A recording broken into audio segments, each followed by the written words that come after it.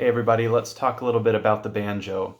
So in this video, I'm just going to talk about the basics of clawhammer form. I'm not going to get into chords or tuning. See the other videos for that. So quickly, let's name the strings. The string farthest on this side will be first string.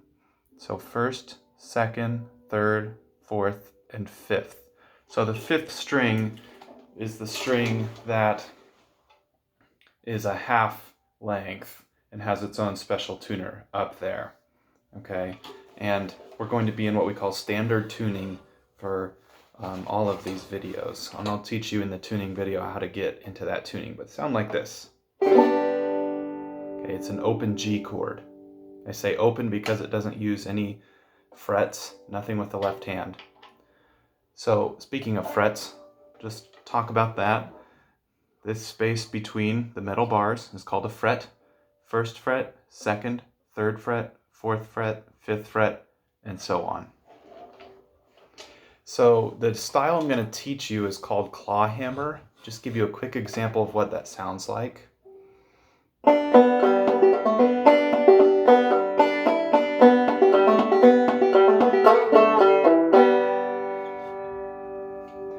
So in clawhammer, the best way to think about what to do with the right hand is to start with it like this, then curl your fingers.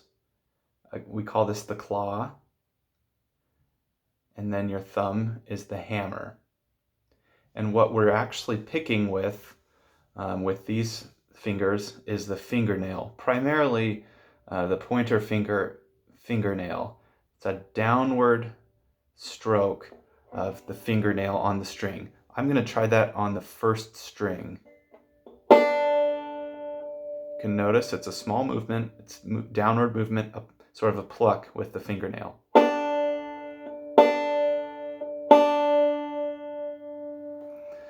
A good way to think about this form is that the pointer finger is the word claw. The rest of the fingers strum on ham, and then the thumb plucks up on the fifth string on mur.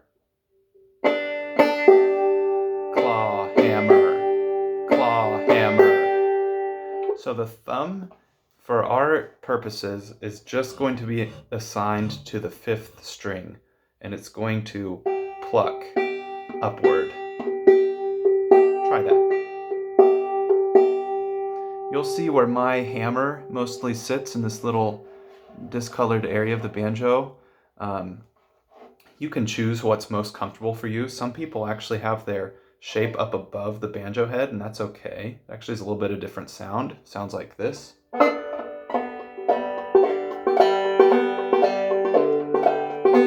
Versus.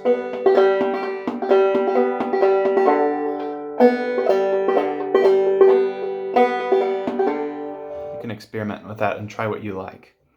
So, as I was saying, the form, I kind of like to use the word clawhammer to organize the movements. So a downward pluck on claw with the pointer finger. Let's just try it on the first fret.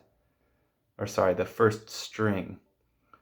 Okay, we're going to claw, hammer, claw, hammer.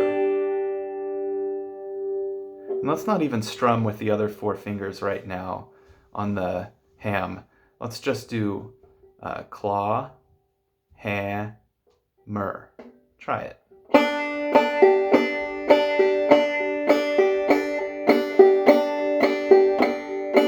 Claw, hammer, claw, hammer, claw, hammer.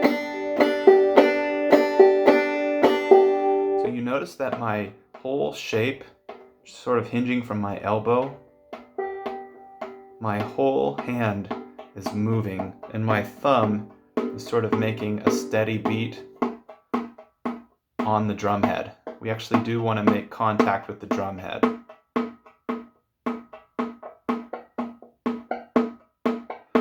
So for the claw and ham, it's just going to hit there, sort of by or resting next to the fifth string, and on mur of clawhammer, it's going to up pluck, like this.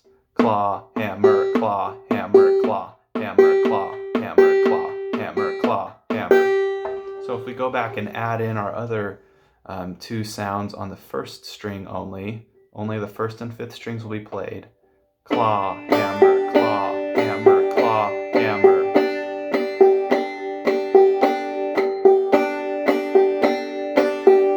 So just to give you this view of what's happening, I maybe just have my pointer finger out just a little bit to give it the priority of plucking.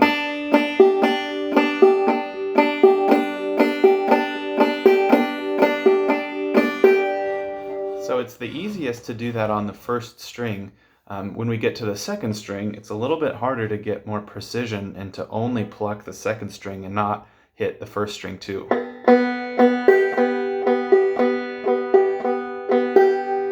Even harder to do that on the third string. And the fourth string will be really tough.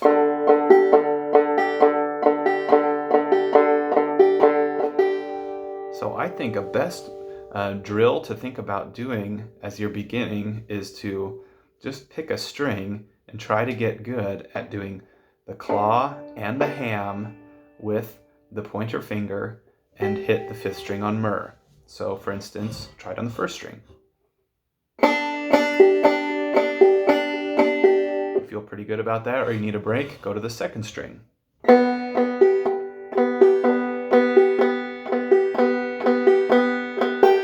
And so on up through the strings. I would encourage starting slow. Don't increase your speed too much until you're ready for it. You want to keep a steady beat. You can let your hammer, your thumb, help you keep that steady beat of the pattern. Another way to vary up that drill is to alternate each string every claw hammer round, like this.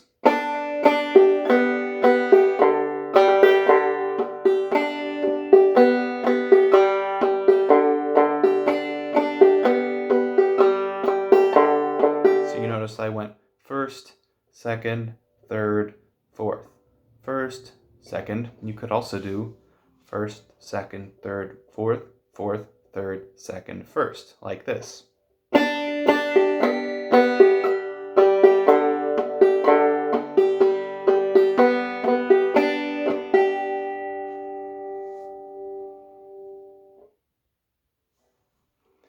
Okay, that would be the best way to get your clawhammer pattern started and up and running, and slowly you'll be able to increase your speed.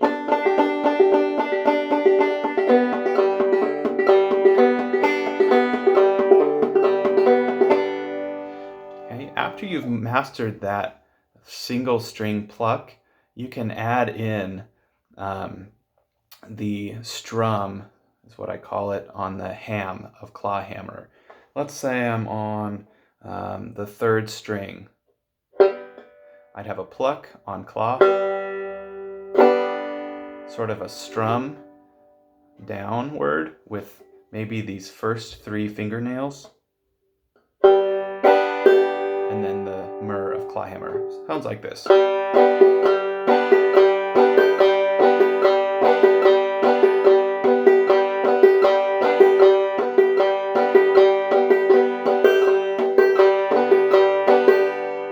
Or if I was on the second string, it might sound like this. Now,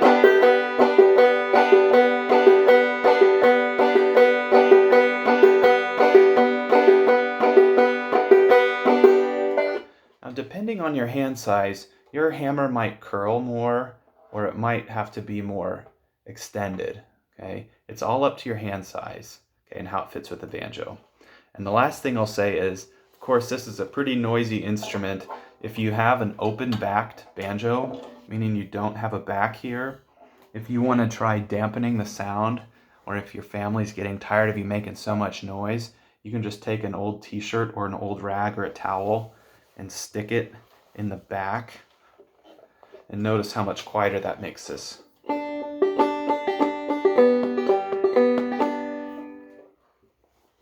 Versus So that's a little tip for being a little bit quieter if you want to, or just be loud, up to you. So experiment with that clawhammer pattern and check out other videos for getting chords going and also getting it in tune.